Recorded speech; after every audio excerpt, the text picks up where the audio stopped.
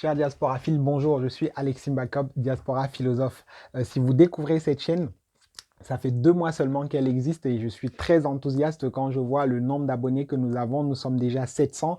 Je veux remercier l'ensemble des personnes qui se sont abonnées. Je veux remercier les premiers abonnés, ceux qui m'ont titillé au départ à cause des problèmes de micro, à cause du fait que des fois je parlais trop vite et ainsi de suite. C'est vraiment d'une bonne aide, d'un grand réconfort de savoir que le travail qu'on veut mettre en œuvre est percutant, pertinent et il a de l'écho. C'est très intéressant, c'est encourageant. Je vous invite vraiment, si vous hésitez encore à vous abonner, c'est encourageant, c'est ce qui permet de donner la motivation pour que nous soyons à la quête du meilleur contenu. Alors aujourd'hui, qu'est-ce que je voudrais partager avec vous? Je voudrais partager le même sujet que j'ai partagé hier. Hier, en fait, j'ai fait une vidéo sur le fait que si on a peur du crédit, eh ben, on ne devait pas regarder la vidéo d'hier. En fait, la question était de savoir est-ce que le crédit est bien ou pas bien. Et sur la miniature de la vidéo, c'était marqué si tu as peur de ce crédit, alors ne regarde pas cette vidéo. Et plusieurs ont regardé la vidéo.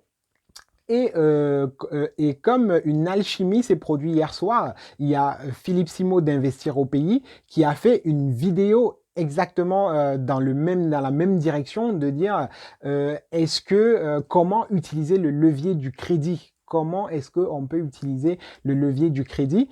Et j'ai décidé d'intervenir parce que le crédit, c'est vraiment le cœur de mon message. Donc, pour ceux qui ne me connaissent pas, je travaille encore en tant que salarié dans l'univers de la banque. Donc, le crédit, c'est mon quotidien. Les aspects de risque de crédit, d'octroi de crédit, de distribution de crédit, c'est mon quotidien. Et je vois rarement, en fait, les personnes de ma communauté lever des grands fonds. Et donc, c'est pourquoi je me suis dit, bah, une voie dans laquelle je suis et par laquelle j'ai pu m'enrichir personnellement, pourquoi ne pas la partager? Pourquoi ne pas faire savoir au grand nombre pour que nous puissions en bénéficier parce que le crédit, c'est vraiment quelque chose de puissant. Et donc hier, quand je suis intervenu, il y a un frère qui a posé une question vraiment essentielle, une question que je ne pouvais pas ne pas rebondir là-dessus. Je vous invite à regarder ce court extrait d'1 minute et puis on revient en parler ensemble. Je m'occupe beaucoup plus de la diaspora africaine, qui est la communauté la plus pauvre sur la planète. Donc, on se bat ici pour l'émergence. Et je profite de ce sujet qui est très intéressant. Pourquoi? Parce que tu parles beaucoup d'investir au pays. Et je me suis dit, à quel moment il va parler maintenant de comment est-ce qu'on trouve l'argent pour investir alors? Et ça, c'est le sujet bien posé aujourd'hui. Et effectivement, je suis pour ceux qui pensent que il faut vraiment utiliser le levier du crédit, se donner les moyens d'y avoir accès. Parce que c'est pas évident. Parce qu'on parle, on essaie de chipoter pour savoir je vais prendre le crédit ou pas. Déjà, c'est pas facile d'avoir le crédit. Il faut être éligible. Donc voilà, le frère, c'est Rudy Ducamer. Rudy Ducamer dit, il se demandait à quel moment on allait commencer à parler de comment trouver l'argent pour investir. Effectivement, Rudy Ducamer insiste que le crédit, c'est pas donné à tout le monde. Le crédit, c'est quelque chose de sélectif. C'est-à-dire qu'il faut avoir un profil, il faut avoir des garanties pour pouvoir lever un crédit. Le crédit, c'est pas un petit pain auquel on a accès assez facilement. Non, je n'ai jamais dit cela. Mais j'ai dit le crédit, c'est quelque chose de stratégique. Le crédit, c'est quelque chose en fait sur lequel on s'appuie sur des documents pour décider de votre capacité d'emprunt. Donc théoriquement, contrairement à l'Afrique où il faut ramener des titres fonciers, il faut ramener des garanties telles que des terrains, des maisons déjà existantes, non. Ici en Occident, il suffit que tu ramènes des documents comme quoi tu travailles, comme quoi tu as une situation financière stable, tu entres dans la banque avec des papiers et tu ressors avec un compte à 6 chiffres. C'est quelque chose d'extraordinaire. Et donc, il ne faudrait pas que nous passions à côté de cela. Mais pour arriver à pouvoir être sélectionné et donc pouvoir lever des fonds, il faut avoir une bonne situation. Une bonne situation ne veut pas dire avoir des hauts revenus. J'ai déjà fait des vidéos là-dessus pour dire qu'une personne qui gagne 1200 euros, c'est-à-dire le SMIC ici en France, peut lever un crédit alors qu'une personne qui gagne 2500 euros, mais en dépensant tout son argent, ne pourra pas avoir accès au crédit.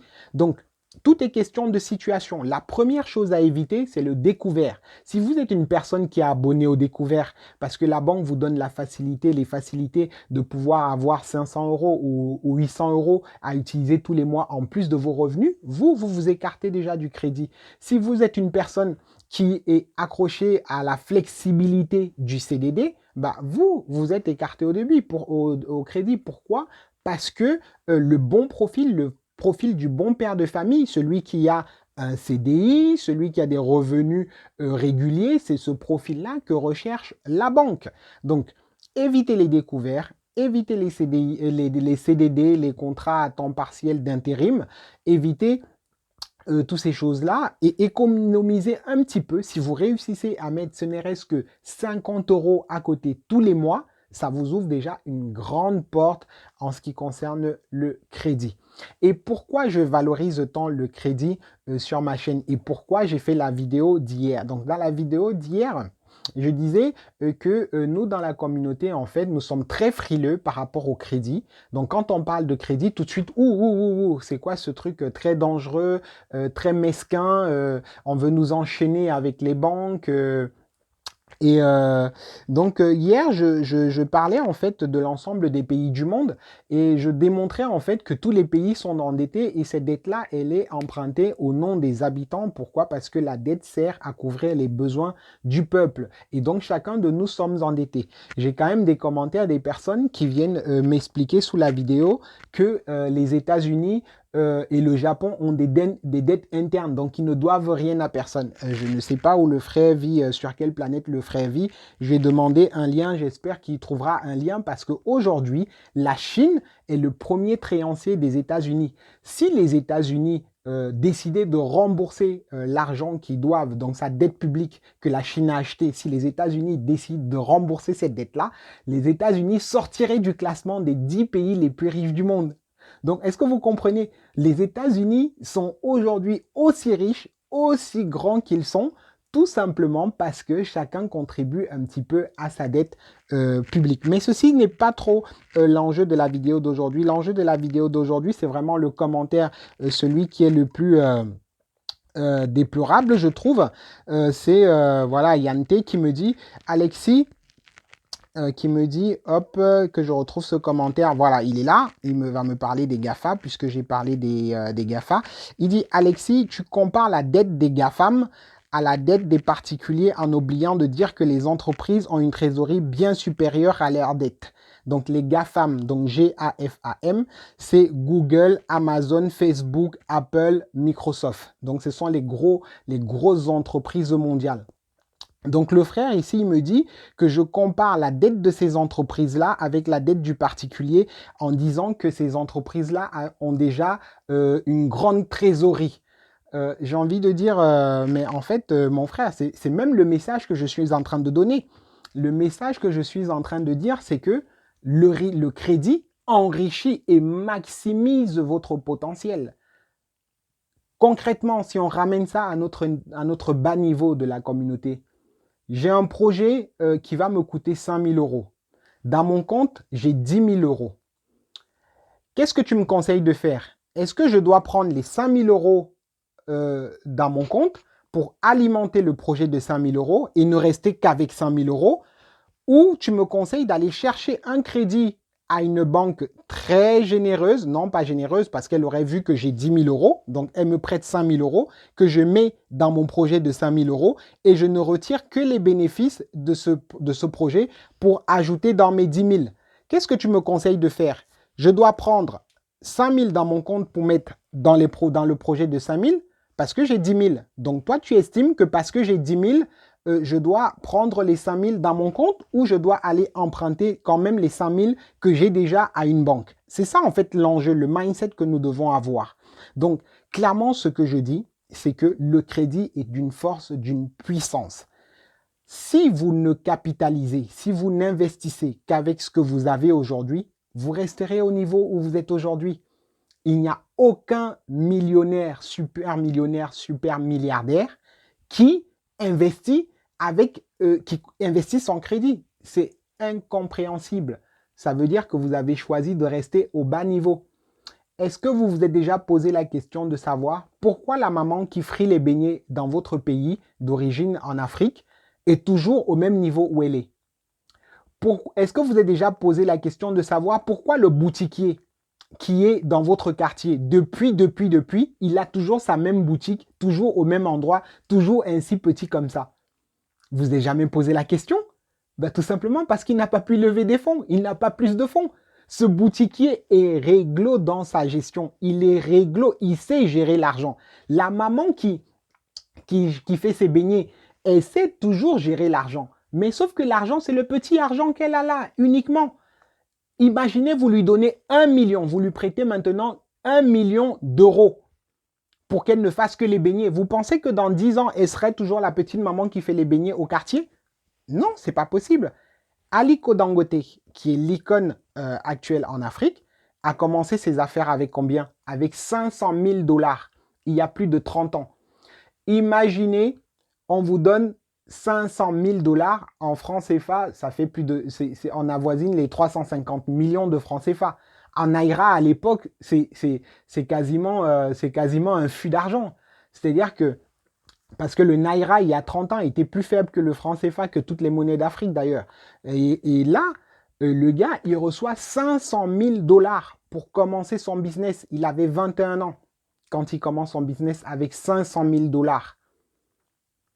Donald Trump, ce monsieur est multimilliardaire aujourd'hui, mais on connaît son histoire. Pourquoi? Parce qu'il est devenu président des États-Unis, mais son histoire, c'est l'histoire commune de la majorité des Américains. Il a commencé ses activités avec 1 million de $ prêtés par son père.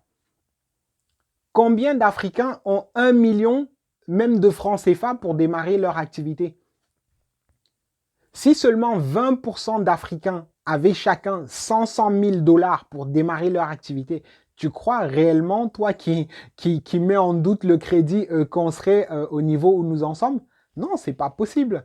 C'est pas possible. Aujourd'hui, le crédit, c'est le socle du mouvement capitaliste.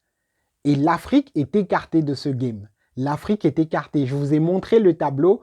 Si vous n'avez pas vu la vidéo, vous retournez. C'est la vidéo sur laquelle, je vous mets le lien, mais c'est la vidéo dans laquelle il y a vraiment une image qui vous dit que si vous avez peur du crédit, ne venez pas. Je vous montre les tableaux des pays les plus endettés aux pays les moins endettés. Qui d'entre vous souhaiterait aller habiter en dessous du tableau là? Personne. Pourquoi? Parce que l'Afrique est écartée de ce game. Nous qui sommes en Occident, c'est ça le message principal. Nous qui sommes en Occident, nous devons accéder au crédit.